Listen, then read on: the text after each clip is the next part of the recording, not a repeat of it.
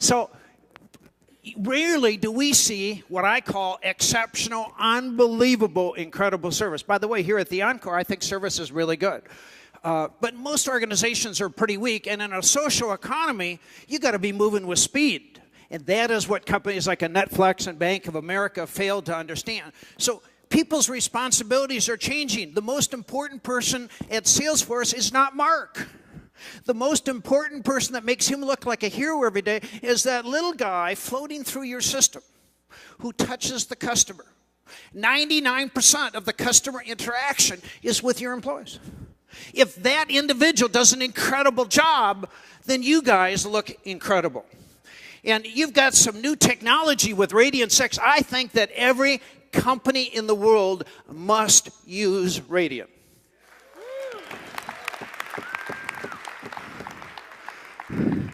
If you look at Netflix, and your staff provided me the graphics up here that you were able to do with Radiant, but Mark talked about Netflix. I've been blasting them. I cannot understand it. Here's a company that had stock valued at $304.79 a share. The idiot, the CEO, announces a 60% price increase. In October 25, the stock was down to $74. November 4th, the day I finalized the slides, it was at $90.22, a 70.5% reduction in value in 114 days.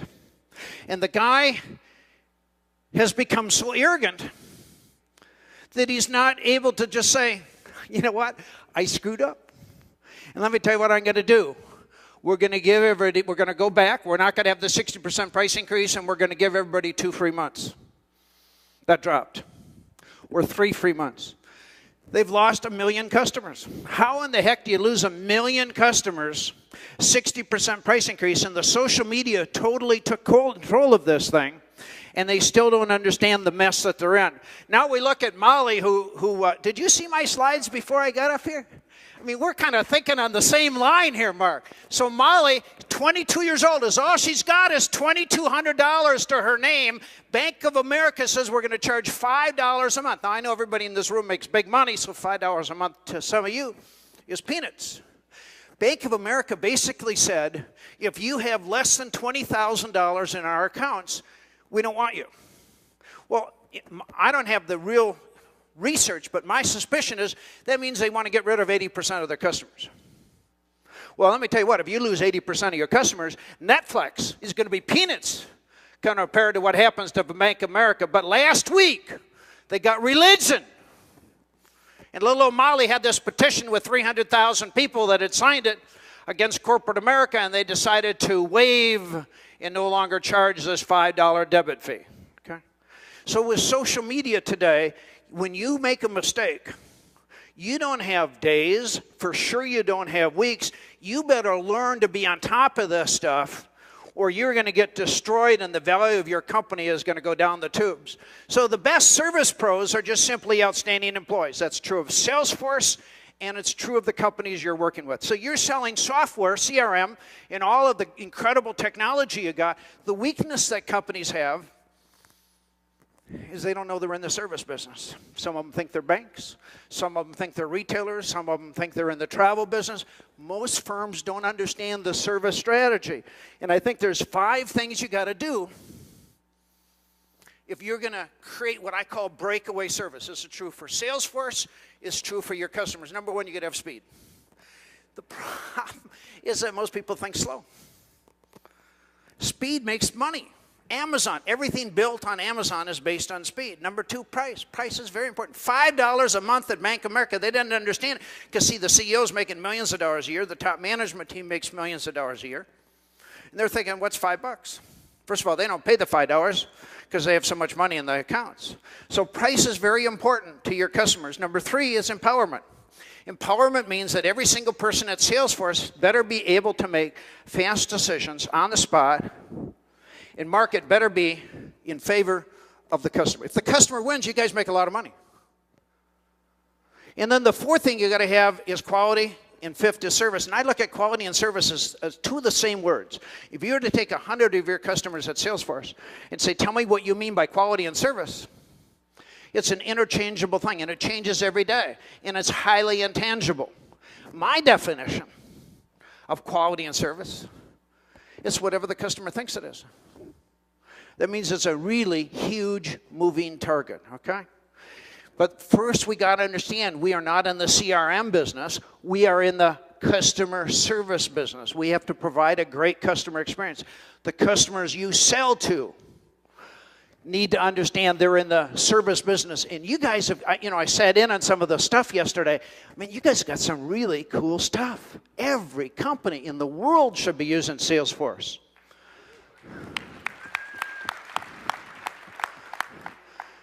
It seems from what I've seen today and yesterday is that the UK is kind of a popular firm or country. Vernon Hill said providing great customer service is the only way we can increase your market share in our only industry. When products all look alike, the prime point of differentiation is the buyer's perception of you. And Vernon Hill was the founder of Commerce Bank. And now he's in the UK. And the average size branch in America has $50 million in deposits. Commerce Bank had $120 million. Now, what was the difference? Everything at Commerce Bank was built on the customer experience. So the Commerce Bank averaged $87 million. The medium new bank branch grows to 19 million deposits in 5 years. I mean, they were just light years ahead of everybody else. In 2007, it was sold to TD Bank. And if you look at the data up here, it was sold for $8.5 billion. They had $45 billion in assets. They had 428 locations. Only Berkshire Hathaway outperformed them on the return on stock, and Larry Ellison and one other guy, I can't remember the name. So now he started a new bank in the UK called Metro Bank. Love your bank at last. Now, for those of you who are from the UK or occasionally visit the UK, one of the things you're going to find is that most people hate their bank. I think in the United States, John, most people hate their bank. Would you agree? Do you love your banks? So, what they started, and what I want to show you is the principles, because if you build a company around the customer experience, you can own the market. So this is a brand new bank, the first bank in London in over 100 years. They have 7-day branch banking. They're going to have 200 locations in Metro London. Right now they have about 7 or 8.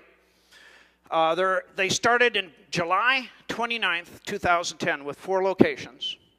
Initial capitalization of 75 million euro. Unfortunately for me, I was able to make an investment in the bank. It'll be my single best investment I ever made in my life.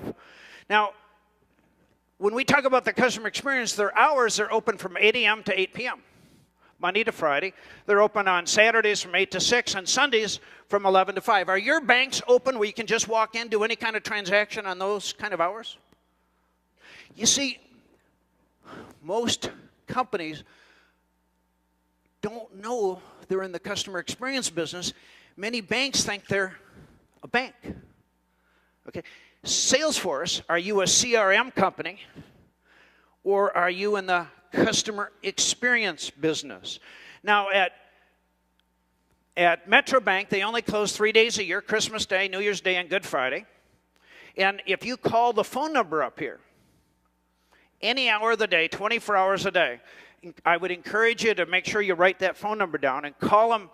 Let's see, they're 8 hours ahead of us right now. But call them at 2 in the morning. Their time. Call them at 6 in the morning, their time, on Sunday, on Saturday. Call them at unusual hours and test them out. You will experience the best customer service you've ever seen. As you know, a lot of companies in this country send their customers to India. They don't want live people. They don't understand the customer experience. They open their bank 10 minutes early. Have you ever been to your bank 5 minutes before it opens? Or 5 minutes, have you ever been stuck in traffic in San Francisco? And you got there 5 minutes late? Do they say, come right in? Or they say, no. Okay? So, see, in the strategy at Metro Bank and that he had at Commerce Bank is to hire outgoing people pleasers, and then they train them. They understand that they're in the customer service business. They just happen to be a bank. So he took the model he did with Commerce Bank, imported it to the UK. Now here's the most important slide. In 10 years, they're going to go from zero. Nobody's ever heard of the bank before. Zero, okay, to 24 billion pounds. That's $36 billion U.S. in 10 years. They're going to have at least 5 to 10% market share. Nobody's ever heard of them before. And by the way, they use social media. So the lessons to be learned as we look at Metro Bank is they're increasing deposits from zero to $36 billion. That is a heck of an increase. Mark, would you like to do that in 10 years? I mean, I know that you guys are already successful, but that's from zero, okay? Vernon Hill, the reason that they're so successful, he understands the service strategy more than any other CEO I've ever met in my life. At Commerce Bank, he increased the value of the stock 447 times. See, I don't understand why people don't do this. I mean, this is a heck of an increase. The value of a brand, Mark, built around the customer experience is worth 25% more. And once you lose the brand, it's gone. Okay? Any company that can truly build the brand around the customer experience, you dramatically increase the value of the company. Most CEOs don't understand that. And then your competition cannot copy the service experience. I don't care what you design, your competitors are out there right at your heels. Let me tell you what, you can do the customer service experience right underneath the nose of your competition.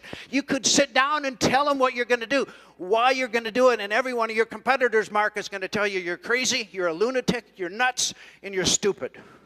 And they will never copy you. That is the same thing happening at Metro Bank in the UK. So customers love great service more than the interest rates at banks. And I notice there's a few iPads in this room.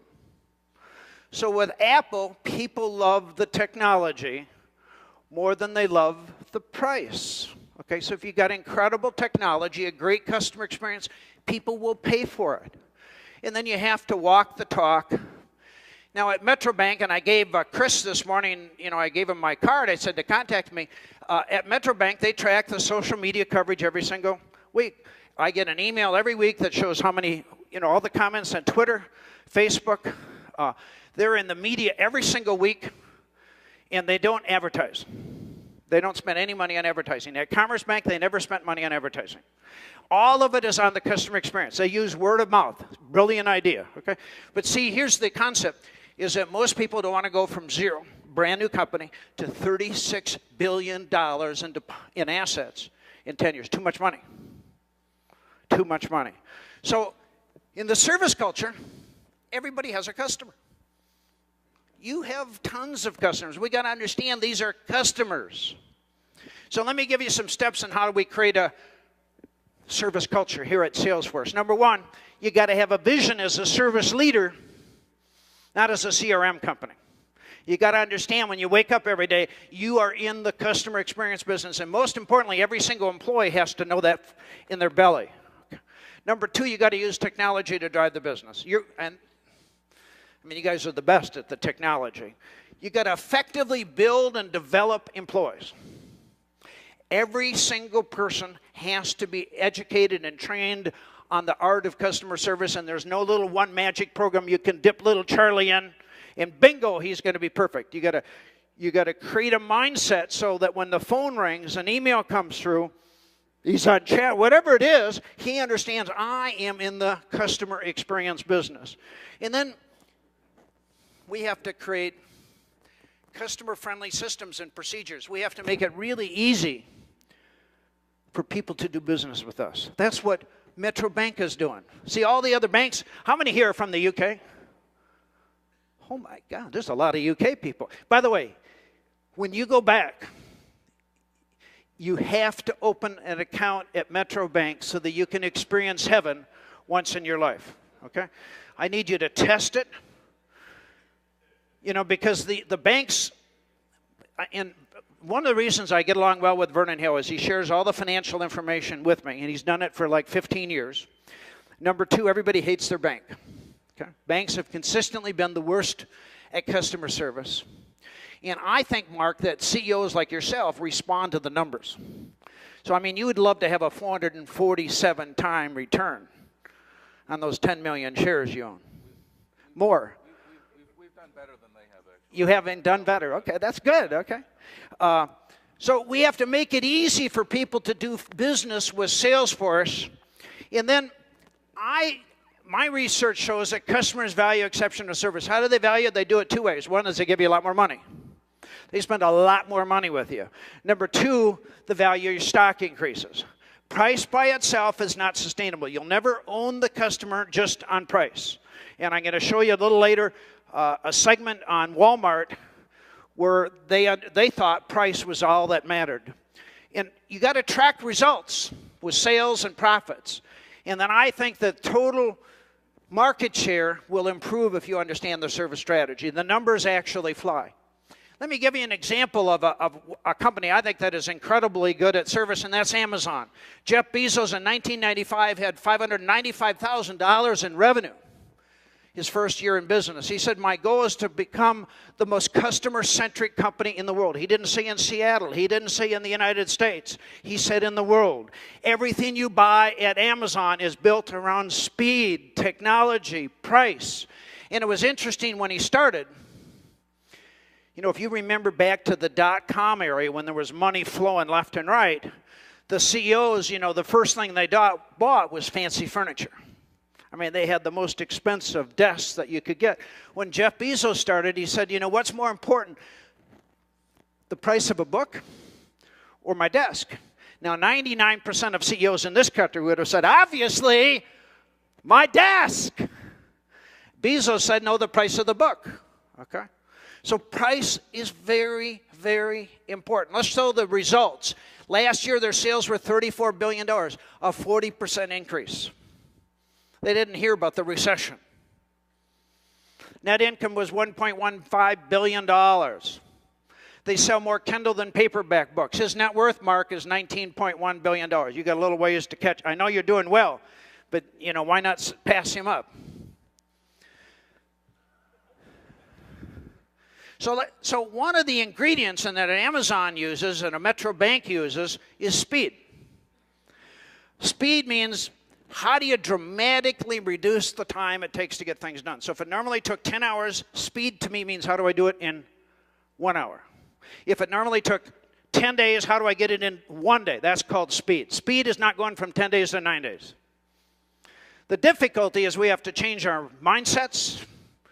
We have to look at our processes and procedures. And CEOs tend to think speed with everything they do. But as we get out into the workforce, that sometimes there's this lack of speed, okay? It's just like when you call your customers, do they respond within minutes or hours? Or when somebody calls Salesforce, they call their salesperson, how many minutes does it take for you to get back to them? Or is it sometimes days or weeks? Or did you forget about getting back to them altogether? So culturally and socially speaking, it's not in our nature to think and act with speed. Think about when you were in college. And it was Monday, and the professor said, you have a test on Friday. When did you start studying for the test? Thursday night. So when somebody gives you a task to complete, a customer says, I have to have the proposal to me by Friday at 9 a.m., and it's now Monday. When do you begin working on the proposal? What would happen if the customer had the proposal before 5 o'clock p.m. on Monday? See, we take all the time we can get. Well, man, Salesforce should be the leader in speed. You've got the technology built on speed. Well, as a Salesforce, we need to master speed ourselves. Here's an interesting thing. If you look at Apple with Steve Jobs, with the iPad, the iPhone, all that stuff, I'll bet these other companies had the same technology in their system. But they didn't understand one word called speed. And first to market, like Apple, boom, they own the market.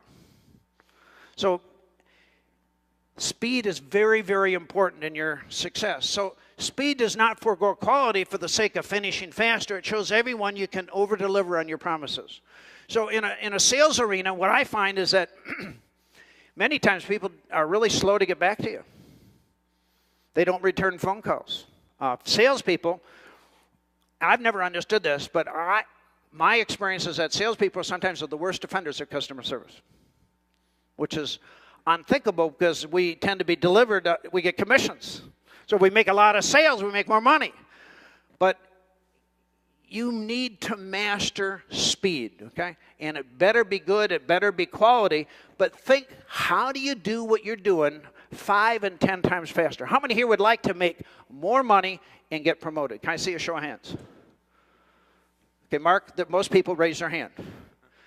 Now, I think that if you master speed in your personal life at Salesforce, on everything you do, the ability for you to make more money, to get promoted is right in the palm of your hand, okay? It's up to you. But speed, again, is not going from 10 days to 9 days or from 10 hours to 9 hours. Speed is taking what you normally did in 10 hours and doing it in 1 hour. So the challenges include your mindset and empowerment. You've got to be able to make empowered decisions. And the barriers are Salesforce's policies, procedures, and I was going to say available technology, but you guys got technology up the yin-yang, okay? I mean, you guys are at the leading edge of that. So it's frightening how quickly sentiment swings in the social economy, Mark. The velocity and impact radius of bad or good experience is unprecedented. So what we're really talking about, I got that quote from you, by the way.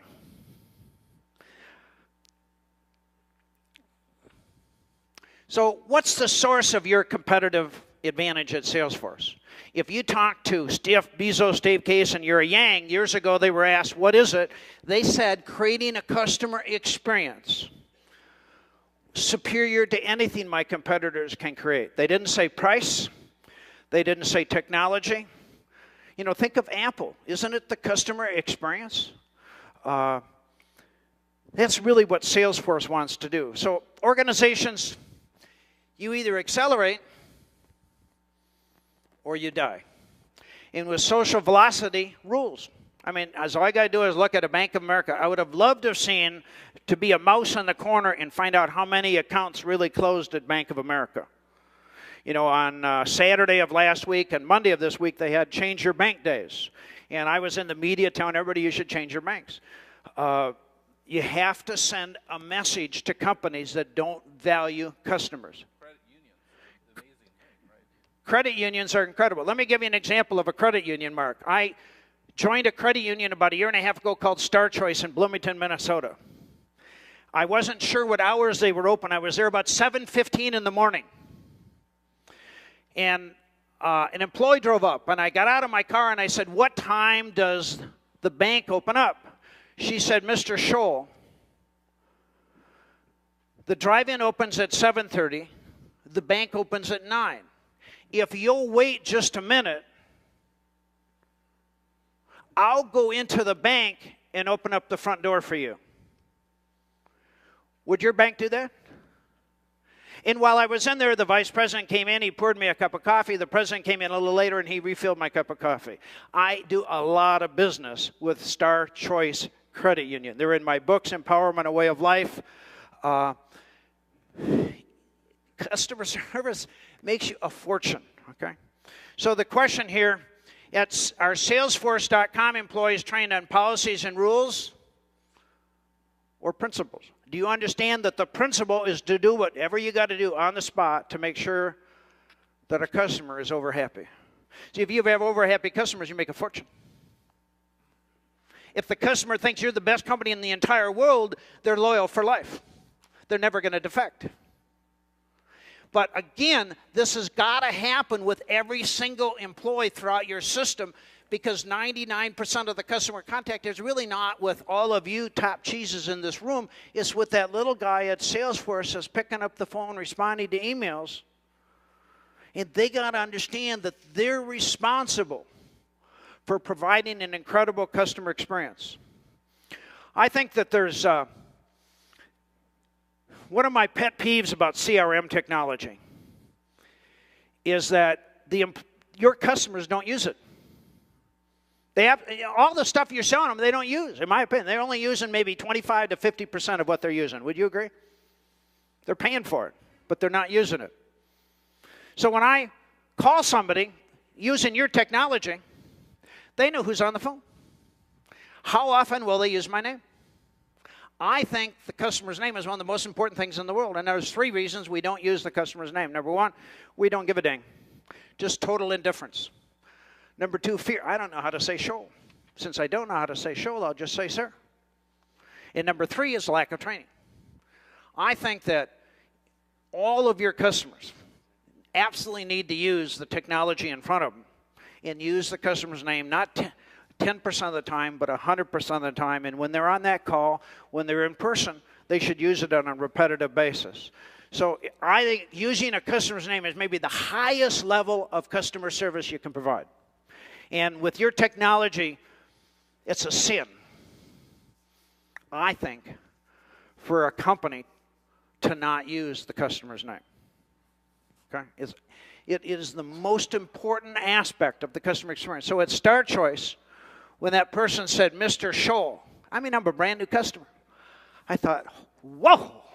And then they said, why don't you just wait a minute and I'll go in and open up the front door. Oh, I'm thinking, whoa. Now, I had belonged to a credit union, was 1,000 feet away.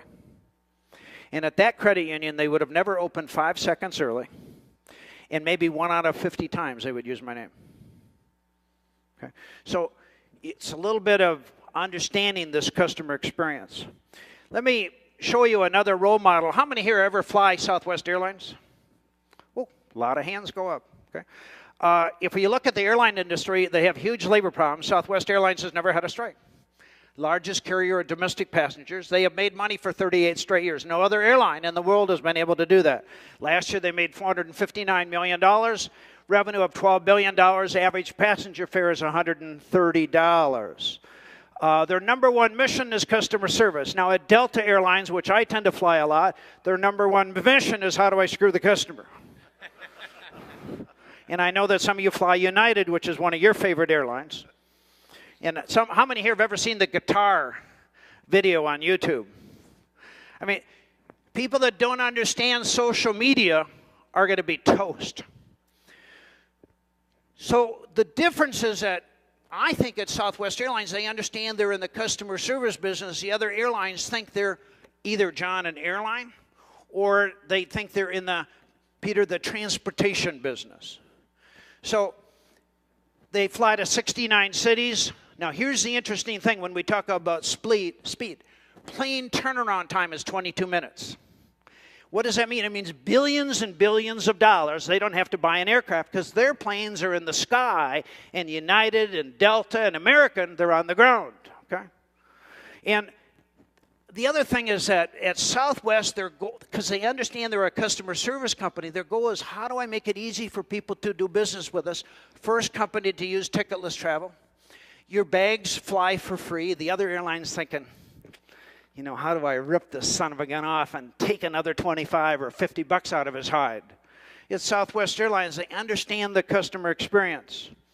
You see, Colleen Barrett, their chairman emeritus, said, we are not an airline with great customer service. We're a great customer service organization that happens to be in the airline business. Maybe, Mark, we could say we are not a CRM company with great customer service. We are a great customer service organization that happens to be in the CRM business. You see, at Southwest Airlines, they understand their people are their most valuable asset. Although we fly planes, Southwest Airlines is really a customer service company. I think that, you know, you could take some of these slides and you could just put your name on them and put Salesforce and use some of the same messages. They understand the brand. At one time, by the way, the value of the stock, this is several years ago, of Southwest Airlines was worth more than all the other U.S. airlines combined. I have not seen the recent data on that one, but it's interesting. Now, here is a slide on Costco. And I think, how many here ever go to Costco? Well, wouldn't you say the service is pretty good?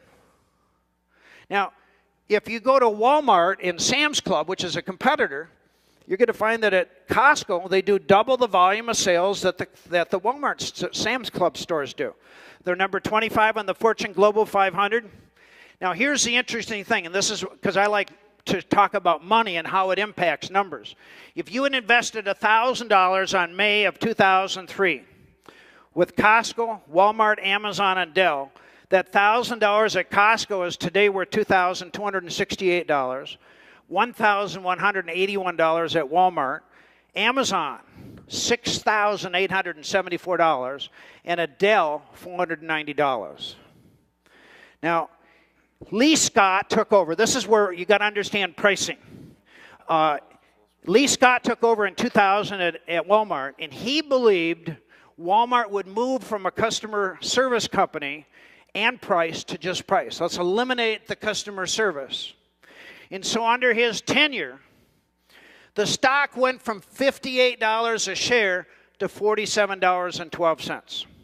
Now, the interesting thing here, which I don't quite understand, he retired, by the way, January 31 of 2009. He had an increase of revenue of $239 billion over 9 years, but he decreased the value of the stock $11, Peter, and 23 cents. Total compensation for the CEO for that incredible performance was that year $30 million. The stock, when he ended, was worth $44 billion less. Let me tell you why I think the stock was worth less.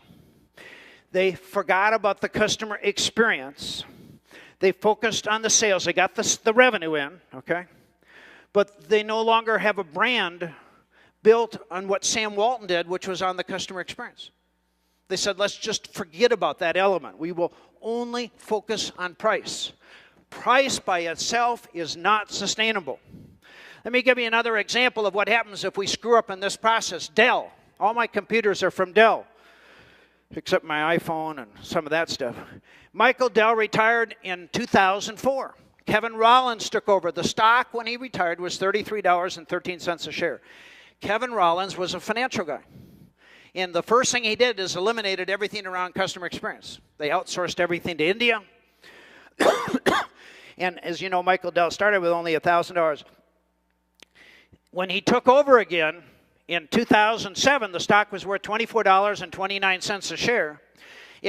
When I invested $1,000 on March 3rd of 2003, that is now worth $493.76. The stock is $15.36 a share on November 4th. Once you lose the brand built around the customer experience, it's impossible to recover it. Okay? It is the single biggest mistake management can make is to forget about the customer experience. Netflix threw away $12 billion in 90 days in market value. Who knows what's going to really happen with Bank of America. Dell has never recovered from what Kevin Rollins did. Michael Dell had built a company around price, technology, speed, and the customer experience. Kevin Rollins said, let's eliminate that fourth thing because it costs us money to have a customer experience. Let me show you another one. This is JetBlue. How many here ever fly JetBlue? Look at all these. You guys are flying some of the good airlines.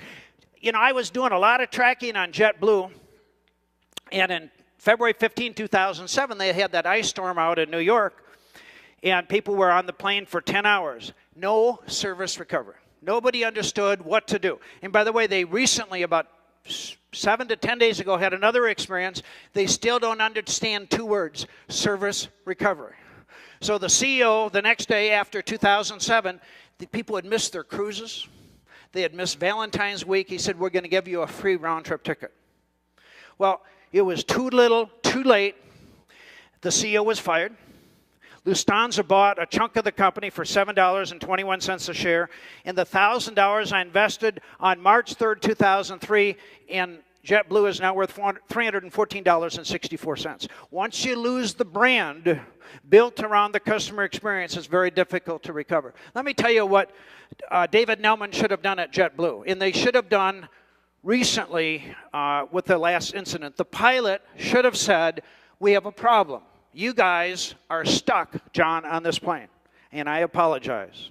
There's nothing I'm able to do right now to get you off the plane. But because you're going to be so inconvenienced, Mark, what I'd like to do is give each of you one free round-trip ticket for every hour you're on the plane. Hour 9 rolled around. Most of the people would have been said, let's go for a 10, and then let's go for a 7-Eleven, you know, okay?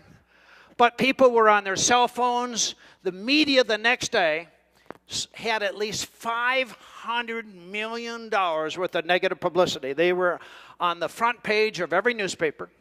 They were on the front page of every TV station.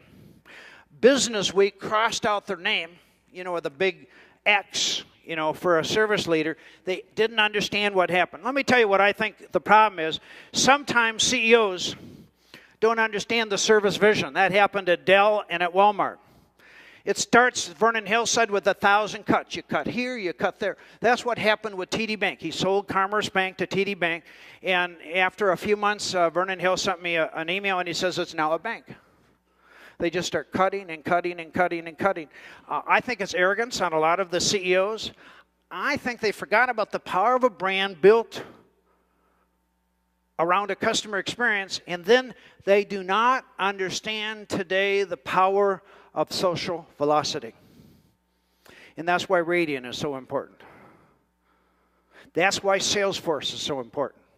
You have the technology that your customers can use that allows them to prevent this. Now, one of the problems is if they're getting thousands of this negative feedback and they still don't understand the religion, they forgot about the customer experience, it's going to be a huge problem. That's a little bit of the problem with Netflix.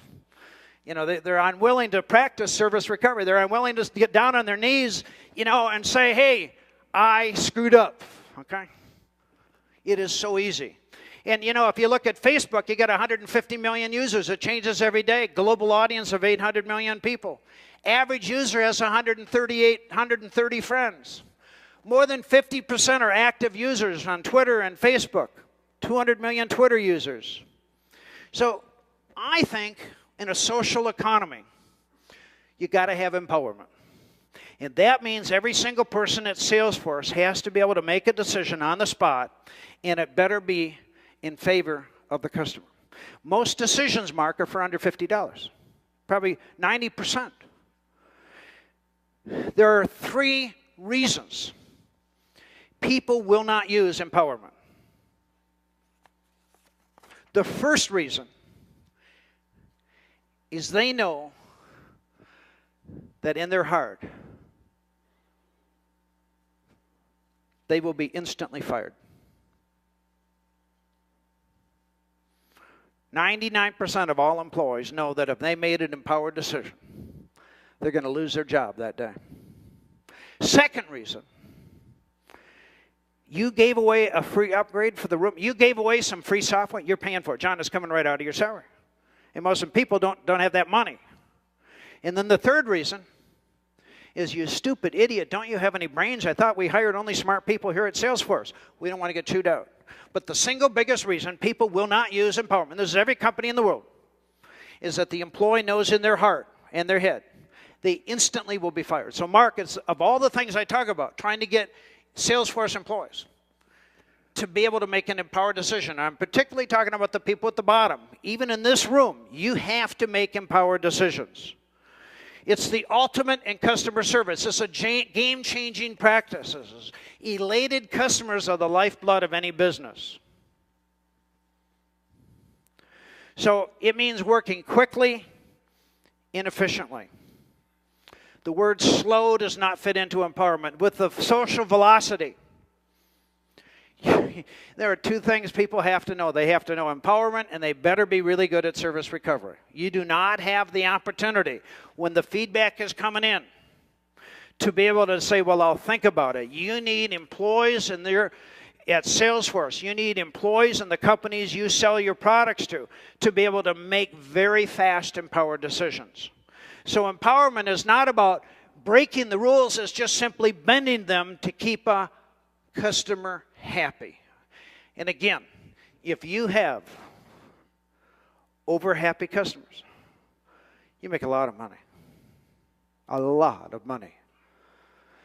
So 50% of Salesforce's marketing money is wasted. 50% of your clients' marketing money is wasted. Nobody knows which half. Okay? So now you've got a customer in front of your eyes, on the internet,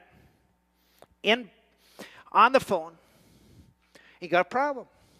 You want to make sure at Salesforce, every single person makes a really fast decision, and it better be in favor of the customer. Again, if you have over happy customers, money falls from the sky, okay? It's marketing money. It is strictly marketing money. So empowerment is taking care of a customer to the customer's satisfaction, not Salesforce.com. I need everybody to stand. Everybody stand. Got 18 minutes left here. So I want you to repeat after me with some energy and some enthusiasm. Empowerment is having millions. Okay, let's do it over again. We need a little bit of energy. Empowerment is having millions and millions and millions and millions of over-happy customers. Okay, let's do it one more time. Empowerment is having millions, millions, and millions and millions of over-happy customers. You did good. Thank you. So, training is the key to empowerment, and empowerment is the key to creating a service culture. Unless every single person 100% of the time can make a quick decision on the spot, and we'll do it, you'll never be a service leader. Okay? The magic is not what Mark does. Who cares? When it gets to Mark, he's going to give away the store. It is the cost is peanuts when it's at the bottom. You want employees that are working for you. You want everybody at Salesforce making very quick decisions in favor of the customer. And there are so many little things you can do. Let's talk a little bit about service recovery, because I think that service recovery is one of the other core skills we have to master. That's where Netflix screwed up. In your business, bad things happen. Things don't always go right. No matter how committed you are, things go haywire. Am I correct? So, how do we take an employee that all of a sudden knows about that problem and masters service recovery? So how do I take a guy, and it probably wouldn't happen at Salesforce, but maybe there was somebody that was really upset because you didn't do something right. I was thinking swearing at you, but that would never happen. Using bad language. Saying he's never going to do business with Salesforce again. Have you ever had that happen? How would you like to be able, in 60 seconds, flip it around where he or she thinks they're dealing with the greatest company in the world? Would you like to know? Not too many people are interested. I guess I'll skip this part.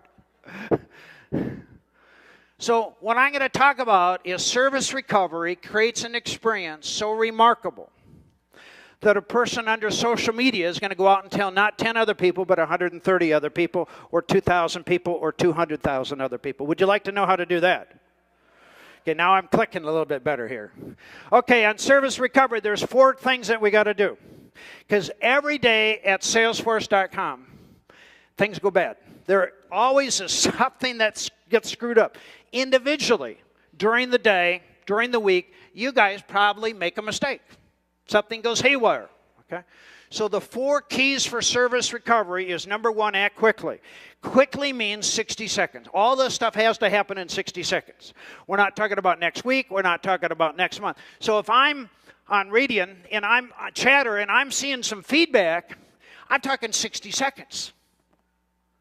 Here's what I don't understand. So many companies in the world have so many dead employees. They have so many extra employees, and nobody is really managing the social media 24 hours a day, 7 days a week. I mean, my God, they should be using your stuff and have somebody that is instantly looking at it, and when something happens, and let's say that a customer is upset, and he puts out a negative comment, you want somebody from the company to instantly go on and handle that to that customer's satisfaction. So 60 seconds later, he says, oh my God, I think I'm dealing with heaven. Okay? So we have to act quickly. Number 2, we have to take responsibility. So all we got to do is say we screwed up. And if it's Salesforce, there's nothing wrong with just saying, hey, we screwed up. And number 3, you got to be empowered. And number 4, we have to compensate. We have to give something away of value. Let me get into these 4 things. And by the way, when we talk about service recovery, you know, I've worked with 2 companies, one called Federal Express, small companies, and Dell. And the only way to get an empowered decision at Dell and at FedEx is you gotta contact Michael Dell or Fred Smith. I mean, isn't that crazy? Mark, you would never let that happen at Salesforce, would you? So you need to have the employee at the bottom. Every single individual at Salesforce, every one of your customers needs to master service recovery. I don't care how good you are, bad things happen. By the way, at Netflix, not only do they not understand the pricing issue and the customer experience, you know, if you had a problem with them, they didn't even have humans that you could talk to. Redbox, who's one of their major competitors, and now Amazon, are light years ahead of a Netflix. They have just opened up the doors for more opportunities for a Redbox and for Amazon. So let's go through the 4 things that we got to do. Quickly means the employee at the point of contact at Salesforce has to be able to make a fast decision on the spot. That means that those of you in this room and those who are listening have to make a fast decision. And by the way, it better be in favor of the customer. You never move a problem up the chain of command. The cost of solving the problem at the bottom is peanuts. And as it goes up the ladder, the costs increase because you got another hand handling it, or 2 hands or 3 hands, and then the price keeps getting costlier and costlier. And with social media, most people like little Molly at the Bank of America. I'll bet nobody from Bank of America, by the way, ever talked to Molly. That's just a guess. Okay. I mean, I don't. You got that. By the way, somebody should sell Bank of America. They need you guys. They desperately need Salesforce. So time is of the essence. Employees, you got 60 seconds to make this happen. And that is the problem with the social media. People are thinking weeks and they're thinking months, and sometimes they're thinking days. No, you got to be thinking seconds. When there's a problem, you want the company, you want a Salesforce or your clients to instantly solve the problem in favor of the customer in seconds. That means if you don't understand empowerment, you don't understand service recovery, you're going to pay a hell of a lot of money. A lot of money. That's why Radian, that's why Salesforce is so important. And then you got to take responsibilities. All you got, like the CEO of Netflix, is all you had to do is say, you know what? I screwed up, and it's all my fault. The CEO of JetBlue, David Nelman, could have said, I screwed up. Let me tell you what we're going to do. But see, sometimes when you think you're talking to God every day, you forget about some of the fundamentals. So you take responsibility no matter who's at fault. You don't say it's accounting. You don't say it's research. You just say, hey, we screwed up. It's our fault. Don't place the blame. And for God's sake, don't ever say to the customer, you're wrong. Don't make excuses or lie. 95% of the time when there's a problem, I think the employee lies. They just lie. There's no need to lie. All you got to do is say, hey, we screwed up, and it's our fault. I apologize. Don't point out a customer's misunderstanding, and don't put the blame on somebody else. And then whatever you do, never tell the customer, I'm sorry, sir, here at Salesforce, we have a policy and a procedure. And by the way, you're screwed. It's like putting gasoline on the fire. It becomes very, very, very explosive. And then you got to be empowered. You got to give those who work for you the ability to make a decision on the spot in favor of the customer. It's the backbone of service recovery. It tells your customer you're going to put them first. Empowerment constrained by policy is no empowerment. And the difficulty, Mark, is that most employees in the world, including Salesforce, believe in their heart if they made an empowered decision, for sure they're going to lose their job tomorrow. Okay? That is the single biggest thing you got to overcome. And then you got to compensate. You got to give the customer something of value. So let's say that you sold the customer some software and there was a problem or it wasn't working right, and they had a deadline for implementation. If we use these 4 steps of acting quickly, taking responsibility, being empowered, and compensate, you say, I apologize, it is totally our fault. Let me tell you what I'm going to do because of the inconvenience we caused. I'm going to give you Radian for free for the next 4 months. Or I'm going to give you 2 more seats for free or 25 more seats for free. If you look at the software you got, your real out-of-pocket cost is nothing, okay? So when things go bad, and they're going to happen, things go bad. You want to use your marketing money, and that's what we're talking about, to give things away of high value, low cost. Now, if you set the customer a dozen roses, it's going to cost you more money because you're going to have to buy the roses. If you give them some of your own product, your real cost is 0. But the magic is what the little employee, so visualize, I'm calling Salesforce and some little person out there in the system says, I apologize, Mr. Scholl, that the Salesforce software is not working like you wanted. And they make an empowered decision on the spot and they give something away. That's what you want customers to do. That's what you want your employees to do. That's what you want your customers that you're selling Salesforce to do. Because today, if you don't master service recovery, you don't understand empowerment, and you don't understand how to do it in seconds, the potential of losing your brand, losing the value of your company is incredible. You are no longer in an arena where they're going to tell 5 to 10 other people. In today's marketplace, when somebody is upset, they're using social media and they're telling thousands of people. And when they're happy, they're telling thousands of people. Okay? So we need to master empowerment. We need to understand the power of service recovery. And again, the most important person at Salesforce is that little guy, Mark, floating through your system. Okay? And if that individual does an incredible job every day, you look like a hero. Now, if we look at Apple, America's most admired, and obviously, we lost Steve Jobs in the last month. It's the world's 2nd most valuable company. Now, I think most people don't want to copy Apple because they make too much money. In July, by the way, some of you probably read the research, they had more cash than U.S. Treasury. Now, recently, I went in with my iPhone to Apple because the battery kept running down. And so I walked into the store, and they had their iPad there. Person asked my name, spelling, asked my email address, and said, I need to see a techie, at the Genius Bar. And he said, well, sir, the next appointment we're going to be able to get you into will be in 2 minutes. I said, well, that's pretty good. That's called speed. And then I walked up to the front of the store, and I was with my wife, Pat. And an employee immediately came up to me and said, John, we will be with you in just another minute or so. And I'm thinking, hold, how'd you know it was me? Okay. See, I like somebody to call me by my first name. I like somebody to make me feel special. Do you feel the same way, by the way? So then about another minute or so later, a person came up to me and said, John, I'm here to be of help to you.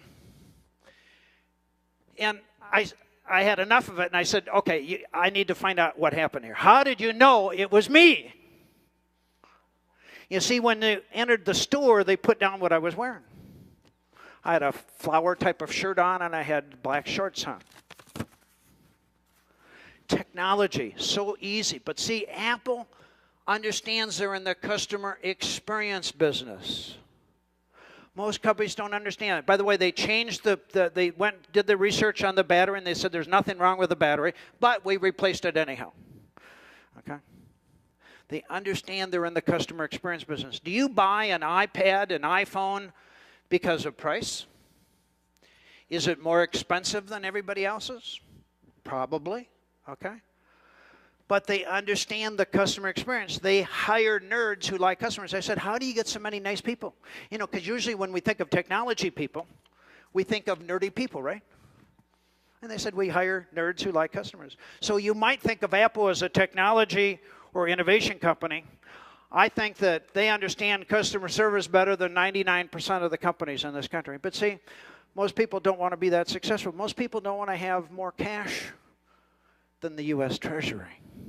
Okay?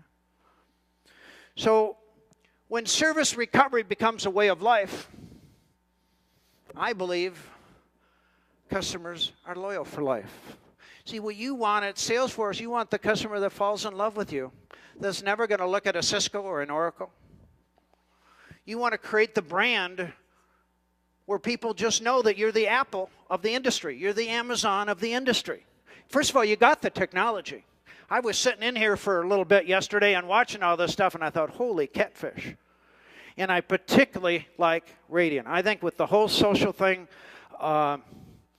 it's an absolute must for you to sell that to every single one of your customers. They absolutely must buy it. You guys should be able to double, triple, and quadruple your sales in the next 12 months. Right? Mark agreed.